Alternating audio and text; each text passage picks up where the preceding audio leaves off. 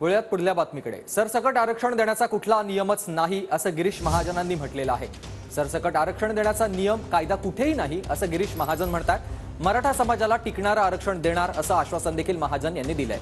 तर ज्या शब्दावर उपोषण सोडलं त्यावर मुख्यमंत्री खरं बोलणार असं जरांगे पाटील म्हणतात। मुख्यमंत्री उपमुख्यमंत्री खोटं बोलले तर ते तोंडावर पडतील असं देखील जरांगे पाटलांनी म्हटलंय। त्यांनी शब्द दिलेला व्हिडिओ आणि कागद आमच्याकडे आहे असं देखील जरांगे पाटलांनी म्हटलंय।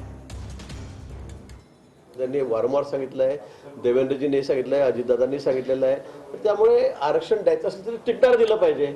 आता सरसकट आरक्षण कोणत्या नियमात देणार असा कुठला नियमच नाही। मी वारंवार ते सांगतोय, मी जरांगे पाटलांना पण तेच सांगितलं की बाबा असं कुठेही सरसकट देण्याचा नियम किंवा कायदा असा कुठे नाहीये। असं जर आपण केलं तर ते कोर्टामध्ये तात्काळ फेटाळलं जाईल। जे उपोषण ज्या प्रमाणे सुटलंय, ज्या शब्दावर सुटलंय, ज्या आश्वासनावर सुटलंय ते खरं बोलणार म्हणजे बोलणार। मुख्यमंत्री साहेब आज त्यांचा प्रामाणिकपणा राज्यासमोर 100% दाखवून देणार। नसता मुख्यमंत्री साहेब देवेंद्र फडणवीस साहेबांनी हे सगळे तोंडावर पडतील, कारण तो कागद आमच्याकडे सुद्धा आहे, त्याचा व्हिडिओ सुद्धा आमच्याकडे आहे।